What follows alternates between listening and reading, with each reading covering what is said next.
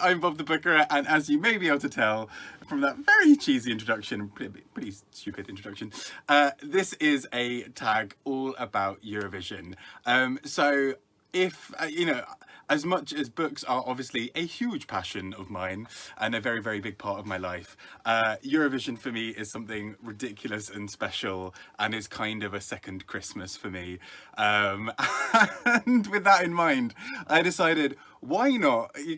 We've already kind of got a niche within a niche that is BookTube, and then even more so with kind of book prizes. Why not add a niche further and go for Eurovision on top of that?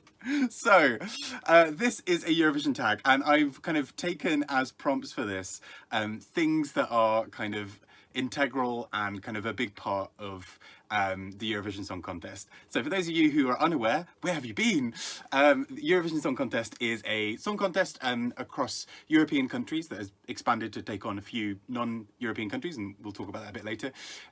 Started in, I think, 1956 as kind of a way of kind of championing peace amongst Europe post World War II, and has just sort of turned into this glitzy, glittery camp cheese fest that we all know and love today. And with that in mind, I mean, it just fills me with so much joy, and pretty much has kind of gotten me out of a little bit of a funk recently in terms of trying to get back into work, and Eurovision songs have helped with that very much. I went running this morning, listening to some Eurovision songs, and maybe set my own sort of personal best record because they're quite jumpy, some of these songs.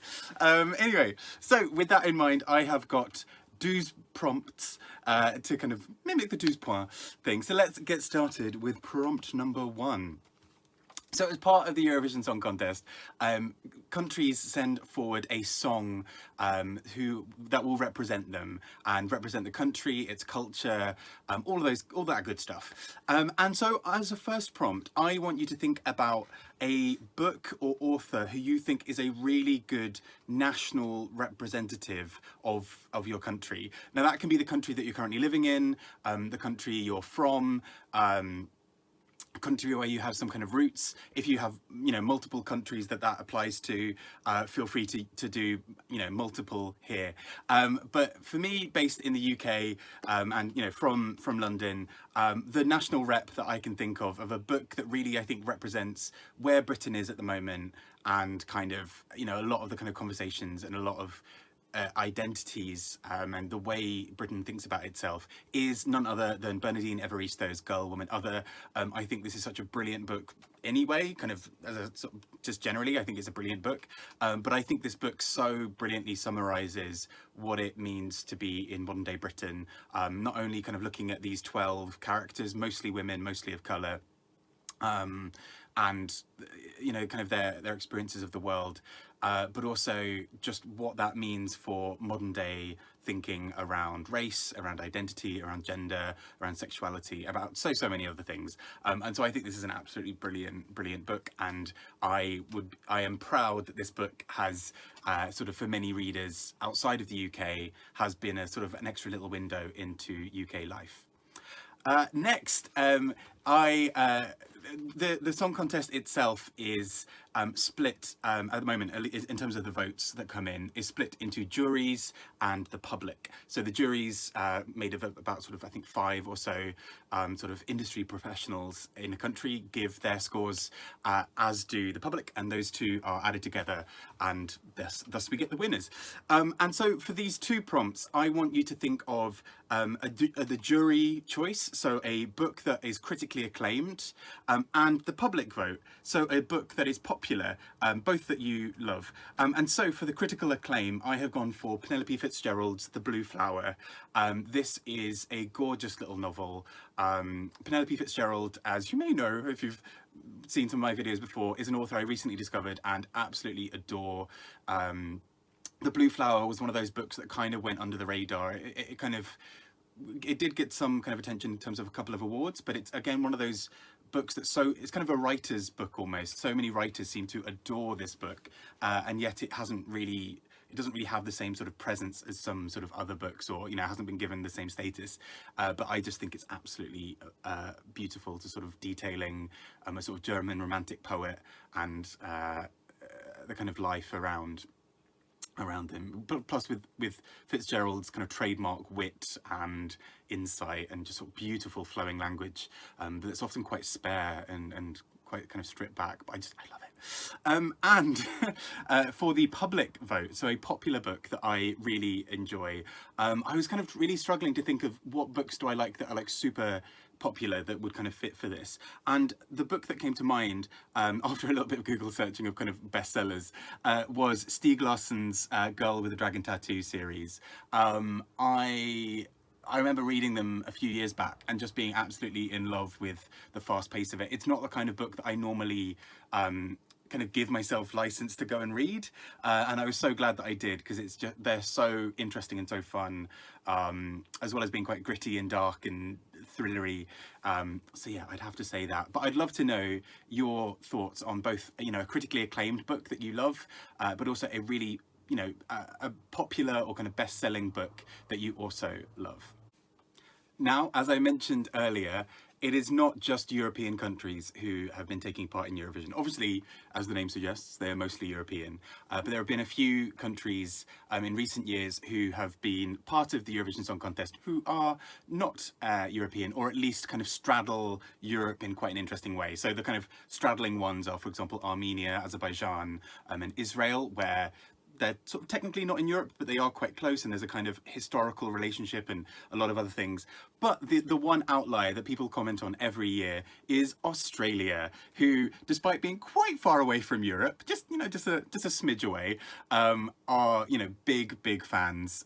They watched it for many years before they even ever took part, and they're always just such a fun country to see in Eurovision anyway. So as part of that, I'd love you to recommend an Australian book, or a book by an Australian author rather, that you really enjoy. And I know it's a book of Franz Kafka again, but for me this has to be Richard Flanagan's Narrow Road to the Deep North, which is all about a prisoner of war camp, and I just thought was so stunningly written, really beautifully done, and for me was just such an interesting book that completely caught me off guard. It wasn't at all what I was expecting, and I just think there's so much love and warmth and joy that comes out in this book, and so much humanity despite some of the sort of worst conditions. So I would go for that there.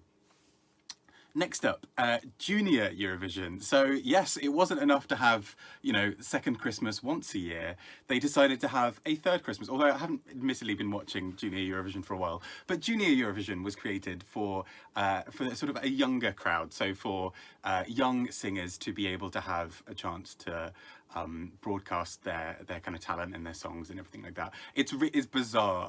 It's the weirdest thing when you watch it, because it's lots of like 12-year-olds singing about like peace and love and joy, and it's so strange to watch like that and then go to sort of, you know, standard Eurovision, where like, you know, you've got people like Hatari, like this sort of Icelandic industrial, very kind of like queer group, just kind of with like this really heavy sound. It's such a fun transition.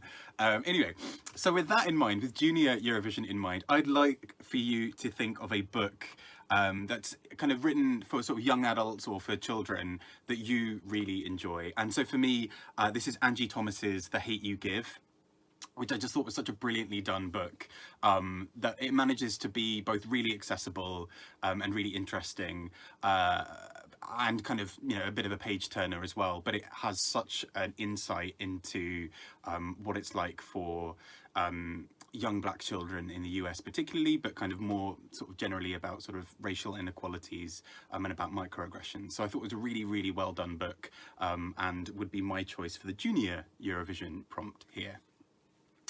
So this is the point in proceedings where I'm not quite sure what I was drinking. Honestly, it was just coffee, but I think I got a little bit carried away with the sort of puns on this next part. So please excuse me as I go here. So the first of these puns is hardback hallelujah. I hate myself. Why have I done this? So this is an author whose work you love so much that pretty much the second a book of theirs comes out, you will rush out and buy it in hardback because you just love it so much. This is of course a play on the song by Lordi, who won a while back with something that lives on in Eurovision memory as just being one of the weirdest things. It's just, I love this show so much. So yeah, for me, my choice for hardback Hallelujah would be Jan Martel. Again, I've spoken about him so much.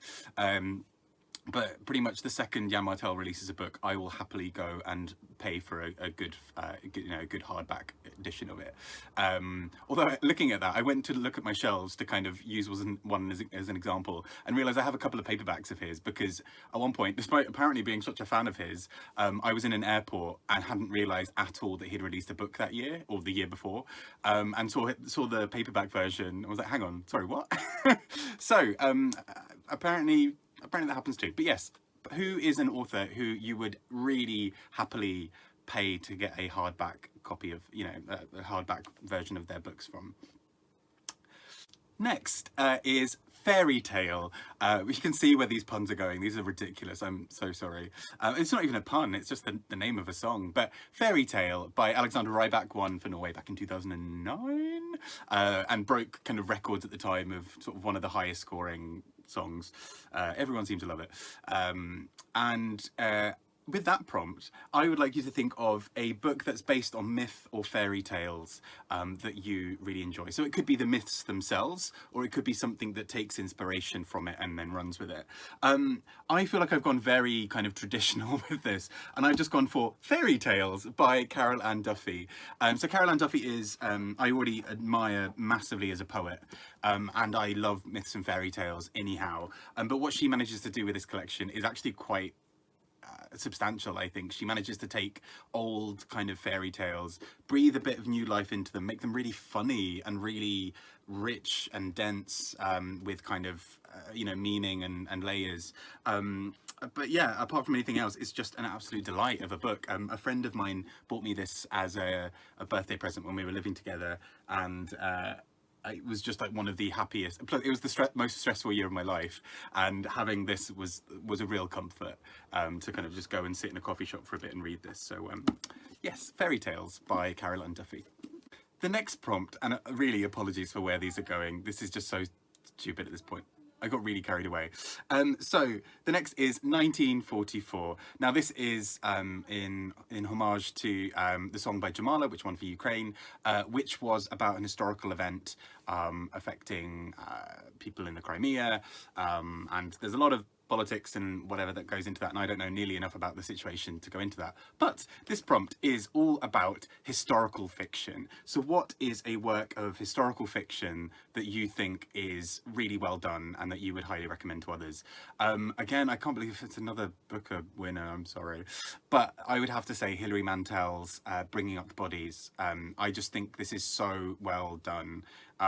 It manages to do quite a rare thing, which for me is to be something so historically accurate, but also a real page turner, but also really funny and warm and rich, and it has so much going for it. And I mean, I'm not surprised it won at all. Like, apparently it was pretty much unanimous when it won, and I am not surprised. So yes, that is a work of historical fiction that you have really enjoyed, and it doesn't have to be about, Crimea or anything like that, please. Anyway.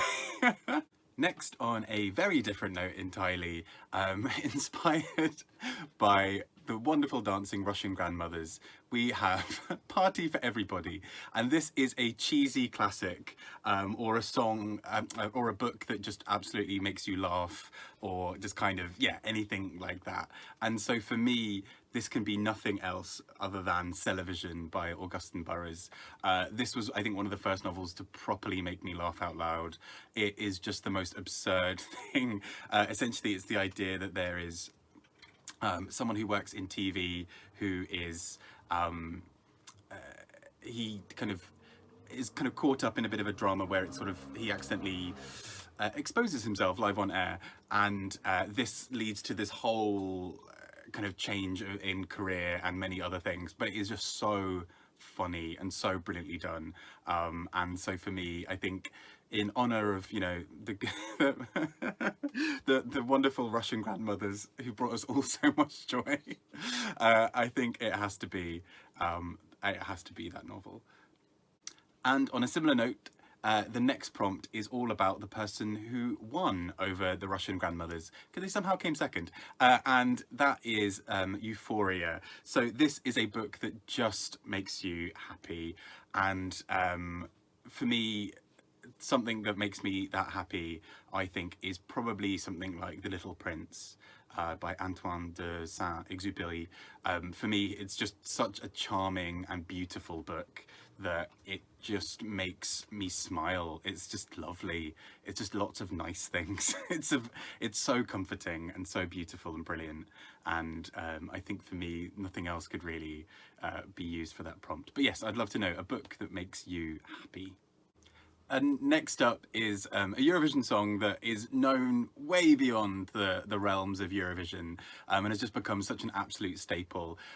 So this prompt is called Waterloo, which is, you know, after the song by ABBA, and this is a classic book that is still incredibly relevant and loved now. So, you know, I mean, I'm prepared to be fairly liberal with the years here, even if it was sort of 20 years ago, because that's what I'm doing for mine. So, oh no, it's been 30 now. Gosh, yeah. So my choice for this, you know, a classic that I think has just stayed incredibly relevant, will still be loved and relevant in future years, is The Handmaid's Tale by Margaret Atwood. You know, this book has been, what, it's 30, almost 35 years now, I think, and still feels incredibly relevant, still packs such a punch, and still feels like a book that we're still going to be enjoying in 50 years time, much like Waterloo, but for very different reasons. And so that would be my choice. But I'd love to know from you, what books do you see yourself still loving in many years to come, and books that just almost won't stop being relevant and, you know, brilliant kind of examples of literature in recent, you know, in coming years. And one final prompt, well, two really, but one final proper prompt is "We Love You, Europe," which is, for those of you who are not aware, is something that gets said a lot during Eurovision, often by the hosts, often by people announcing their votes, and that is sort of people, you know, it's kind of often sounding like someone's drunk aunt at a party, which is what I love. It's always like, "We love you, Europe." It's wonderful. Anyway, and so this prompt is all about a European author who you would highly recommend. I'm, as much as possible, it'd be obviously nice to kind of go outside of your comfort zone. I was really tempted to go for Irish authors here because that's really easy. But I thought I'd sort of challenge myself a little bit. And I mean, I say challenge myself, I've gone for an author who I always rabbit on about. But that would be Franz Kafka, who was Czech. And for me, Franz Kafka is just one of, it's just one of the greatest authors. I, you know, will so happily go back and reread work of his and always get something new from it. Yeah, so Franz Kafka for me is kind of, you know, a European author I really adore. I realised when trying to kind of look at things for this prompt, I realised how limited my knowledge is of even just the countries nearby the UK. I don't know of that many Dutch authors. I don't really know that many German or French authors, nor Spanish, nor Belgian, nor anywhere else. And that's just the countries right next door, so I should probably know a little bit more. But I'd love to know some, you know, a European author who, for you, is just, you know, really exemplary, that, you know, you're really glad that you found, but also that you think other people should know a little bit more about. And as promised, the final little, this is not really a prompt, this is just like a little bonus extra. But if you have a favourite Eurovision song, please do also post that and mention it as part of this. My choice for this is just something that, ever since that fateful day that I first heard this back in 2008, this has, no, 2007 even. This has just been, this is just such a classic across all of Eurovision, and that is Verka Serdushka with Dancing Lascia Tumbai, which is just 3 minutes of pure queer chaotic, messy energy, and I love it. It's just like there are like 4 key changes. It's like everyone's just wearing tinsel and like, you know, tinfoil. It is just the most incredible thing ever. And so if you do have any Eurovision recommendations of a song that you have very much enjoyed, please do go for it. I was really trying to find a proper prompt to use Dancing Lascia Tumbai, but it seemed like such a stretch that I just thought I would have a separate bit for talking about your favourite Eurovision song. Anyway, all of that silliness aside, I hope that you enjoy this video. I hope that if you do have a chance to do the tag, you know, you can kind of find some really fun things to talk about as well. This is such a weird, silly dream of mine to do this. Even if literally 3 people watch it, I feel content. Like this is very self-indulgent and self-serving, and I'm okay with that for this. This is so silly, but I would love to have as many of you kind of try it as you want to. Eurovision is just such a silly and fun thing. It brings so much joy, whether it's kind of in a snarky sense, kind of watching everything go by, being like, what on earth am I watching? What is this? To whether you're kind of just fully immersed in the glittery camp joy of it all. Wherever you fit on that line, it is great. And yes, I'd like to tag a few people who I think could have some really fun ideas on this. So I would love to tag Eric over at Lonesome Reader. I don't know if he likes Eurovision. I don't know if anybody does, because this is BookTube, where like people normally just talk about books and not Eurovision. So let's just hope. Let's see what happens here. I would also really love to hear the thoughts of Ben over at Doom Antidote. I think he could have some really funny prompts at this. And by all means, if you don't know Eurovision at all, totally fine, but also where have you been? Then, you know, I would love to still hear your thoughts on some of these frankly ridiculous prompts. I've tried to keep it as much as possible not very Eurovision-y in terms of what you need to say, but yes, I'd love to hear that. Just, you know, anybody else who wants to do it, have a little go. I'd also just really love to tag Gagging for Lit, who I've been watching a few of their videos recently, and they're just so funny. So many kind of cheesy like 90s and early 2000s trashy pop culture references that make me so happy. That is my world. That is how I think about the world. Yeah, anybody else who wants to give this a go. Some other good shout outs of just booktubers I generally really enjoy, who I don't know if they watch Eurovision. If they do and want to have a go for it. And those would be Daniel over at Guilty Feet, whose videos I just always really enjoy, Greg over at Supposedly Fun, and AJ Dunn over at AJ Dunn Reads and Writes. Yes, I hope you have a wonderful time and enjoy the wonderful camp glitter fest that is Eurovision, which is coming in sort of mid to late May. And apart from anything else, have a wonderful time, and we love you, Europe. Bye. Take care. Bye